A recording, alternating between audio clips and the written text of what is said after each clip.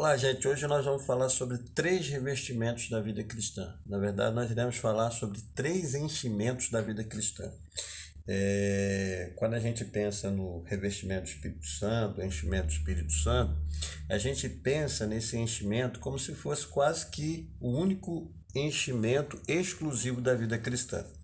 Mas quando a gente vai na Escritura, a gente vai captar ali três tipos de enchimentos que devem estar presentes no cotidiano da nossa vida cristã. Não dá para viver a vida cristã sem realizar e sem vivenciar e sem experimentar esses três tipos de enchimento. Então a gente vai falar em primeiro lugar do enchimento de Atos capítulo 1, verso 8. Em segundo lugar, a gente vai falar do enchimento de Efésios capítulo 5, verso 18. Na verdade, a gente vai falar de Colossenses capítulo 1, verso 9, verso 10. E aí sim, a gente vai falar do terceiro enchimento, que é Atos capítulo 5, versos 18, 19 e 20. Então a gente vai começar primeiro no revestimento de Atos Apóstolos capítulo 1, verso 8. Ali está dito o seguinte: mas receberão virtude do Espírito Santo, que há de vir sobre vós, e ser-me-eis testemunhas, tanto em Jerusalém, como em toda a Judéia e Samaria, até os confins da terra. Bom, aqui é aquela grande promessa do revestimento do Espírito Santo que Jesus concedeu aos seus discípulos. Olha, ficar em Jerusalém, porque essa promessa vai acontecer aí, na cidade de Jerusalém. Mas esse revestimento, ele pode ser visto também como um enchimento do Espírito Santo, que é o enchimento inicial. É aquele momento que a igreja inicia a sua atividade como comunidade orgânica de discípulos. Por que esse enchimento pode ser, ou melhor dizendo, por que esse revestimento pode ser tido como enchimento? Porque a partir desse revestimento de Atos 1:8, os discípulos passaram a viver uma vida cheia do Espírito Santo. Pedro pregou cheio do Espírito Santo no dia de Pentecostes.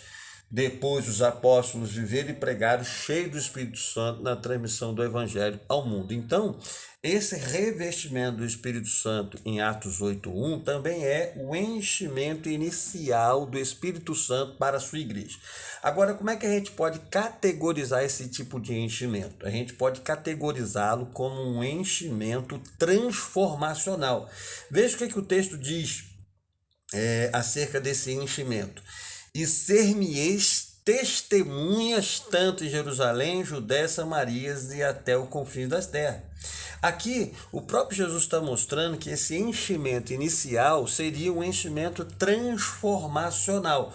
Os seus discípulos seriam transformados em testemunhas também. Então, eles seriam discípulos, testemunhas de Jesus Cristo. Na verdade, o que o Espírito Santo está fazendo aqui ao revestir, ao encher os discípulos de Jesus Cristo, é transformar os discípulos de Jesus Cristo naquilo que ele mesmo era.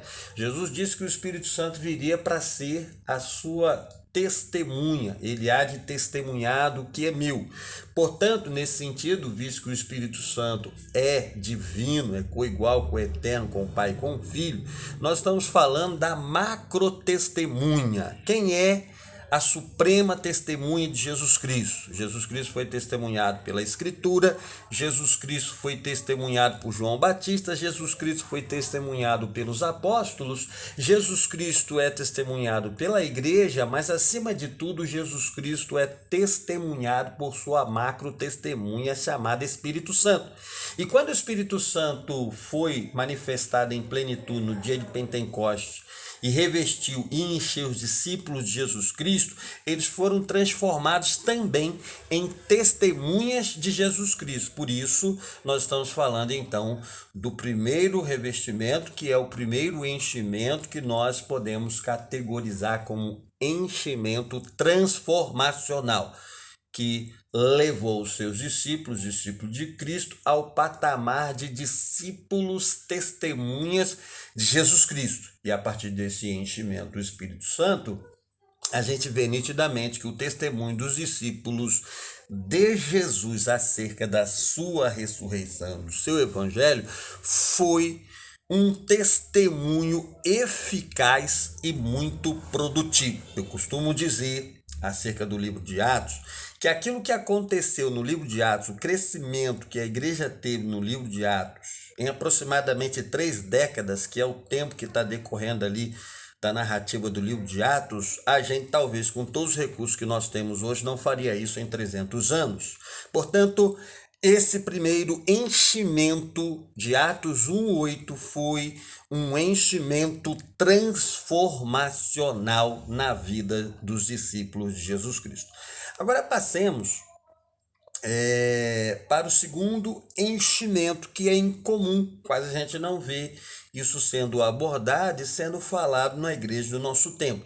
Esse segundo enchimento é o enchimento da vontade de Deus. Vou colocar de maneira melhor. Esse segundo enchimento é o enchimento do conhecimento da vontade de Deus.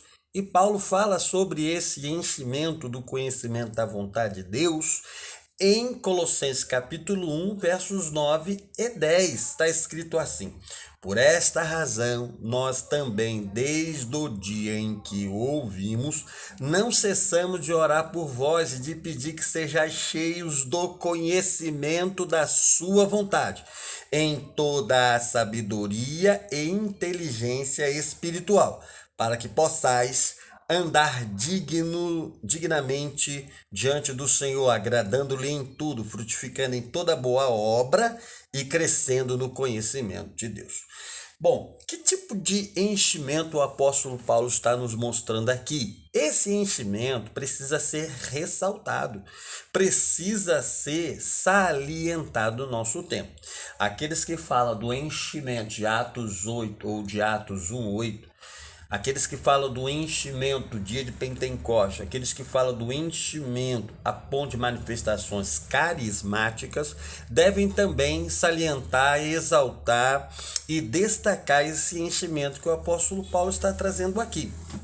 E olha que o apóstolo Paulo está falando para uma igreja que estava vivendo as 3 virtudes teologais, que são o tripé do cristianismo. Que virtudes são essas?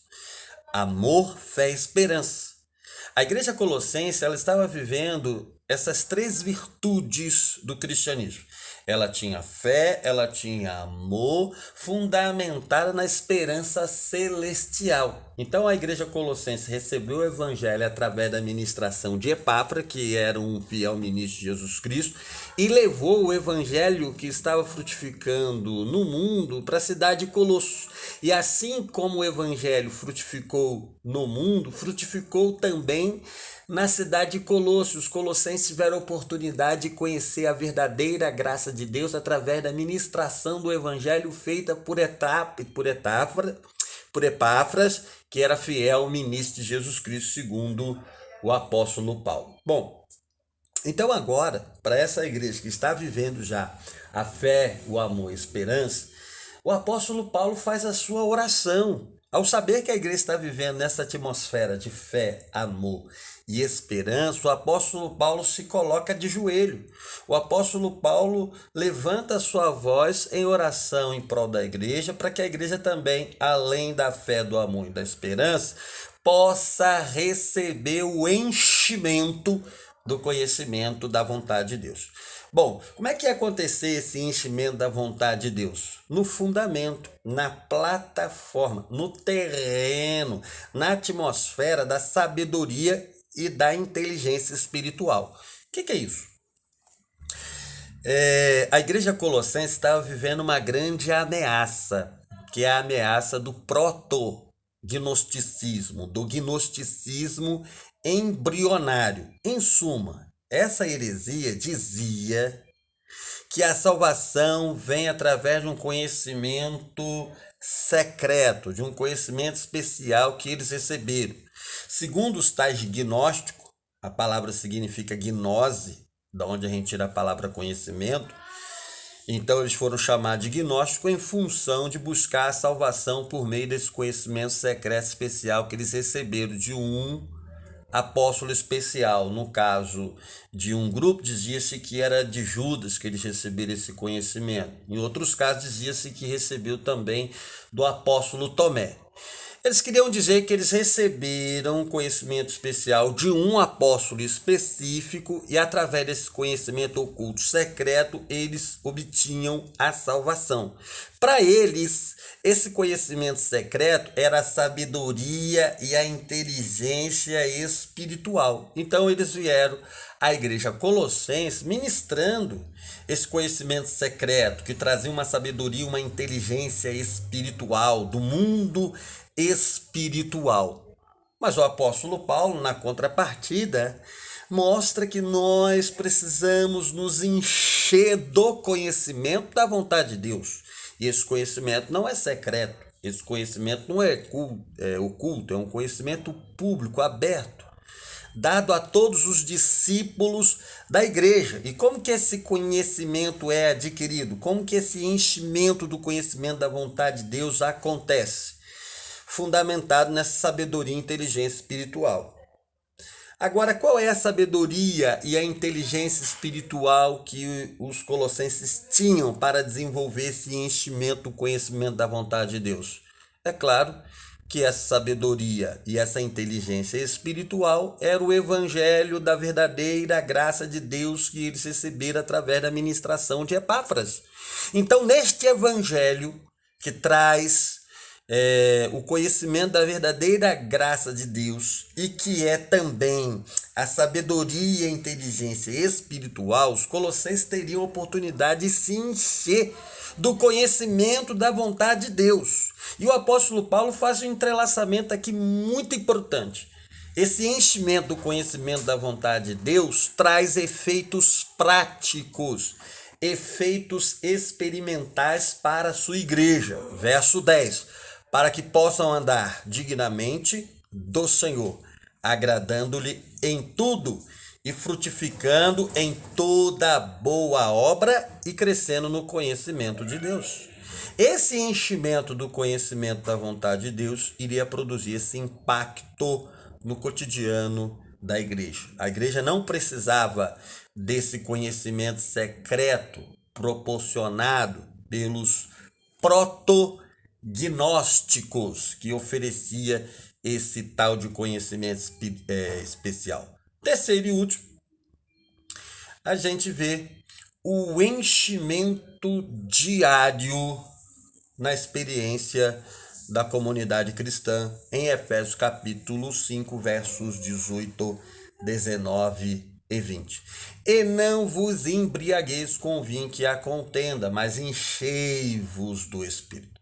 Falando entre vós com salmos, hinos, cânticos espirituais, cantando e salmodiando ao Senhor no vosso coração, dando sempre graças por tudo a nosso Deus e Pai, em nome de nosso Senhor Jesus Cristo.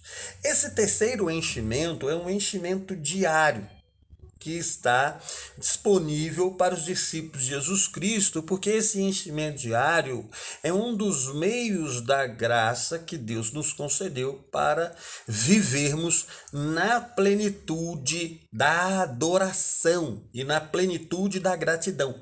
Por que esse terceiro enchimento, que é o enchimento diário do Espírito Santo, é tão importante?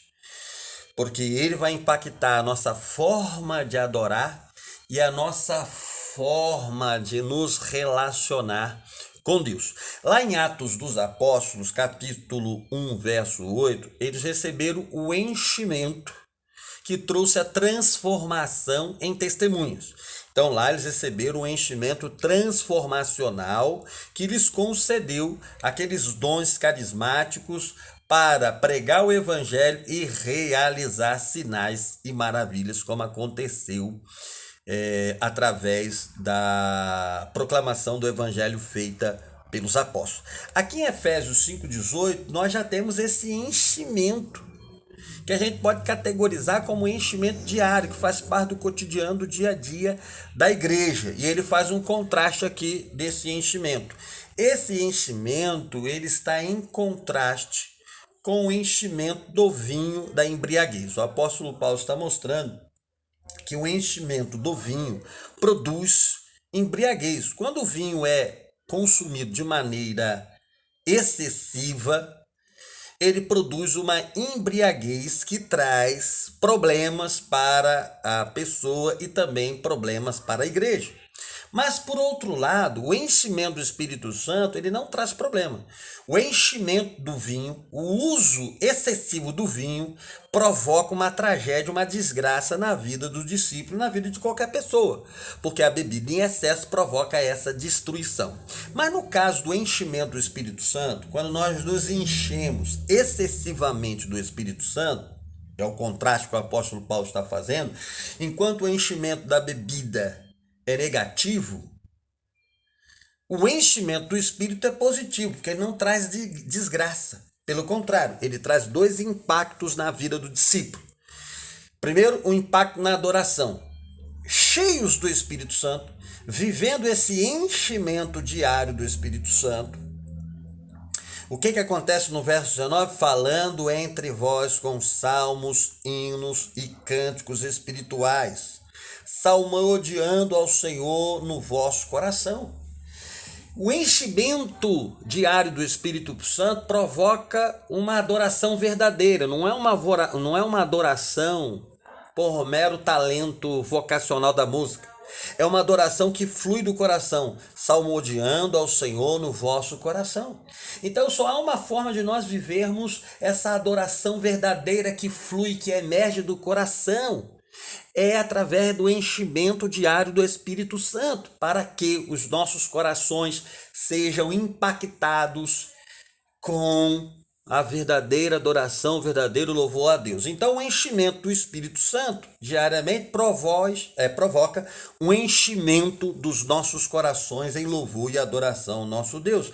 E verso 20 traz um relacionamento de gratidão na vida do discípulo, dando sempre graças por tudo ao nosso Deus e Pai, em nome do Senhor Jesus Cristo. Dando sempre graças por tudo. O enchimento do Espírito Santo que acontece diariamente na vida do discípulo provoca um relacionamento de gratidão em todas as circunstâncias. É uma gratidão permanente. Somente o Espírito Santo na nossa vida nos enchendo é que a gente pode viver essa gratidão permanente. Não é uma vida de gratidão e murmuração. Gratidão e lamentação. É uma vida constante de gratidão. Nós nos colocamos diante do Senhor em todas as circunstâncias, de perda, de traição, de angústia, de morte, de decepção, de frustração, de conquista, de bênçãos, de vitória. Nós nos apresentamos em todas as situações com o mesmo coração de verdadeiro adorador e o mesmo coração grato. Por quê? Porque isso não vem do nosso coração. Essa adoração verdadeira e essa gratidão verdadeira não flui propriamente do nosso coração. Sai do nosso coração no sentido de ser externado, mas a origem não é propriamente o nosso coração. Aonde está a origem? A origem está no enchimento do Espírito Santo. Então, se a gente viver esses três enchimentos, com certeza a vida cristã será uma vida cristã em plenitude. Deus abençoe.